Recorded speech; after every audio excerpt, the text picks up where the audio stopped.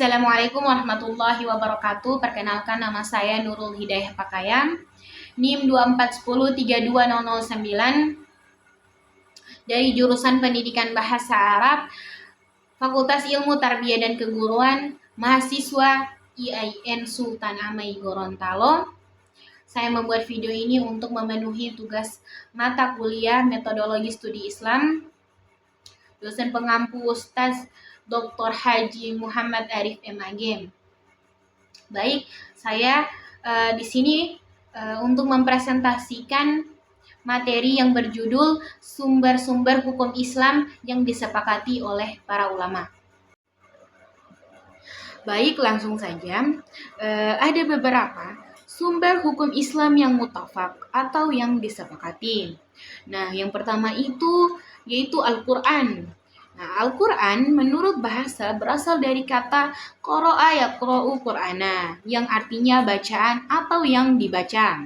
Sedangkan secara istilah menurut Safi Hasan Abu Thalib, yaitu Al-Quran adalah wahyu yang diturunkan dengan lafaz bahasa Arab dan maknanya dari Allah Subhanahu wa Ta'ala. Melalui wahyu yang disampaikan kepada Nabi Muhammad, ia merupakan dasar dan sumber hukum utama bagi syariat. Nah, sementara pengertian secara luasnya yaitu bahwa Al-Quran merupakan kalam Allah Subhanahu wa Ta'ala yang diturunkan kepada Nabi Muhammad SAW dengan menggunakan lafaz bahasa Arab yang penukilannya disampaikan secara mutawatir dari generasi ke generasi hingga sekarang ini. Nah, penukilan secara mutawatir ini di mana Al-Quran begitu disampaikan kepada para sahabat, maka para sahabat langsung menghafal dan menyampaikannya pula kepada orang banyak. Dalam penyampaiannya ini, tidak mungkin mereka sepakat untuk melakukan kebohongan. Nah, dengan demikian, kebenaran dan keabsahan Al-Quran terjamin dan terpelihara sepanjang masa, serta tidak akan pernah berubah. Nah, selanjutnya yaitu pokok-pokok isi kandungan yang ada di dalam Al-Quran. Yaitu yang pertama ada tauhid, yang kedua ada ibadah, yang ketiga janji dan ancaman, yang keempat jalan mencapai kebahagiaan dunia dan akhirat, dan yang kelima yaitu riwayat dan cerita atau kisah umat terdahulu. Nah, selanjutnya sumber hukum Islam yang kedua yaitu Al-Hadis. Hadis menurut bahasa mempunyai beberapa pengertian, yaitu berasal dari kata bahasa Arab jadid atau baru, qorib atau dekat, khobar atau berita. Adapun pengertian al-hadis menurut istilah ahli hadis, yaitu adalah segala sesuatu yang disandarkan kepada Nabi Muhammad SAW, baik itu berupa perkataan, perbuatan, ketetapan, dan sebagainya. Dalam Al-Quran masih banyak ayat yang bersifat umum dan global yang memerlukan penjelasan. Dari penjelasan itu diberikan oleh Rasulullah SAW yang berupa al-hadis ini. Tanpa penjelasan dari beliau, banyak ketentuan Al-Quran yang tidak bisa dilaksanakan. Maka dari itu, al-hadis memiliki beberapa fungsi terhadap Al-Quran, yaitu antara lain sebagai bayanut takrir, atau menetapkan dan menguatkan atau menggarisbawahi suatu hukum yang ada dalam Al-Quran, sehingga hukum-hukum itu mempunyai dua sumber, yaitu ayat yang menetapkannya dan hadis yang menguatkannya. Yang kedua yaitu bayanut tafsir, yaitu menjelaskan atau memberi keterangan, menafsirkan dan merinci redaksi Al-Quran yang bersifat global atau umum. Yang ketiga yaitu bayanut tashri', yaitu menetapkan hukum yang tidak dijelaskan oleh Al-Quran. Sumber hukum Islam yang ketiga yaitu ijma'. Ijma' secara bahasa berarti sepakat atau konsensus dari sejumlah orang terhadap sesuatu. Adapun ijma' dalam pengertian istilah usul fikih menurut Ali Abdul Razak yaitu Ijma adalah kesepakatan para mujtahid umat Islam pada suatu masa atas sesuatu perkara yang ditentukan hukum syara'nya. Sedangkan secara luas, ijma adalah kesepakatan para mujtahid kaum muslimin dalam suatu masa sepeninggal Rasulullah Shallallahu Alaihi Wasallam terhadap suatu hukum syar'i mengenai suatu peristiwa. Namun tidak semua kesepakatan para ulama setelah Rasulullah wafat dikategorikan sebagai ijma. Karena kesepakatan ulama bisa dikategorikan sebagai ijma harus memenuhi rukun dan syarat-syarat ijma.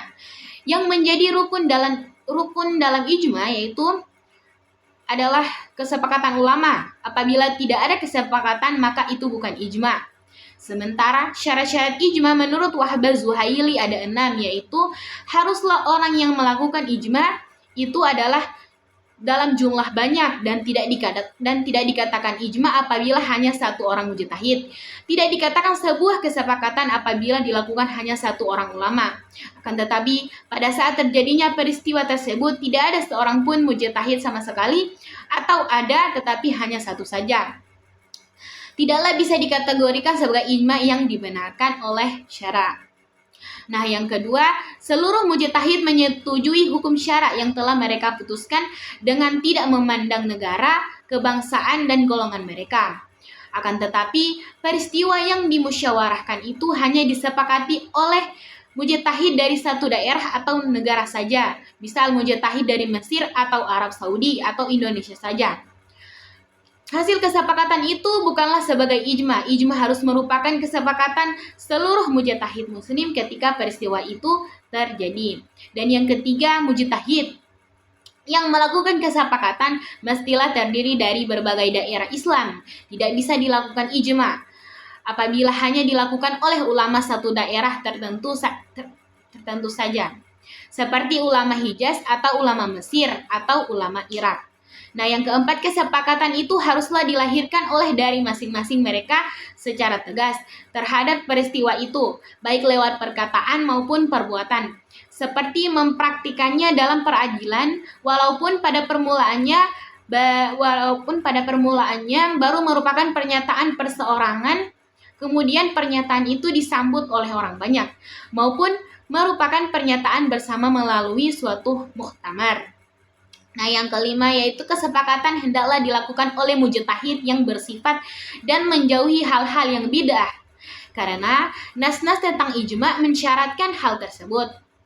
Yang keenam, hendaklah dalam melakukan ijma mujtahid bersandar kepada sandaran hukum yang disyariatkan baik dari nas maupun qiyas.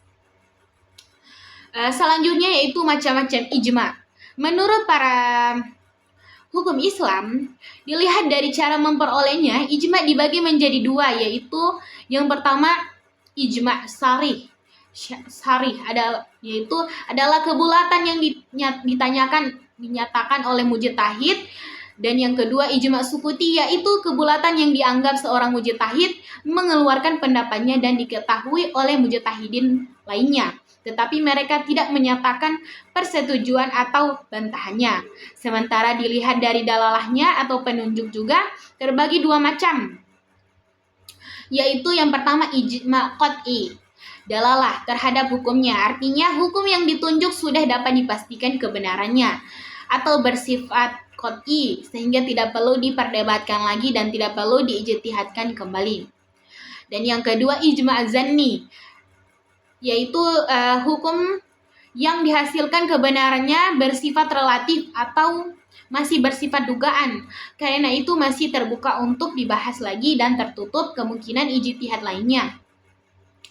Hasil ijtihadnya bukan merupakan pendapat seluruh ulama mujtahid. Dan yang terakhir, sumber hukum Islam yang keempat yaitu qiyas. Qiyas ialah menghubungkan atau memberlakukan ketentuan hukum sesuatu persoalan yang sudah ada ketetapannya di dalam nas kepada persoalan baru karena keduanya mempunyai persamaan ilat. Oleh karena itu, apabila nas telah menjelaskan ketentuan hukum sesuatu persoalan dan di dalamnya ada ilat penetapan hukumnya, kemudian terdapat persoalan baru atau peristiwa yang ilatnya sama dengan apa yang dijelaskan oleh nas, maka keduanya berlaku ketentuan hukum yang sama. Dengan kata lain, pemberlakuan hukum yang sama antara persoalan yang sudah pasti ketetapan hukumnya dapat dilakukan jika terdapat persamaan atau pertautan antara keduanya. Nah, ada beberapa macam kias, yaitu yang pertama kias aula. Apa yang dimaksud dengan kias aula? Kias aula yaitu apabila ilat mewajibkan adanya hukum dan keadaan far'un lebih utama mendapatkan hukum tersebut daripada asal. Contoh, mengkiaskan memukul orang tua dengan mengatakan kepada keduanya adalah haram hukumnya karena sama-sama menyakiti. Dan yang kedua, kias musawi, yaitu apabila ilat mewajibkan adanya hukum dan keadaan far'un sama dengan as untuk mendapatkan hukum. Contohnya, mengkiaskan membakar harta. Contohnya mengkiaskan membakar harta anak yatim dengan memakannya tentang haram hukumnya dengan ilat rusak dan habis. Dan yang ketiga yaitu kias dilalah, yaitu apabila ilat yang ada menunjukkan kepada hukum tetapi tidak mewajibkannya. Contoh, mengkiaskan harta anak kecil dengan harta orang yang sudah balik dalam hal wajib membayar zakat dengan ilat yang sama-sama berkembang dan bertambah.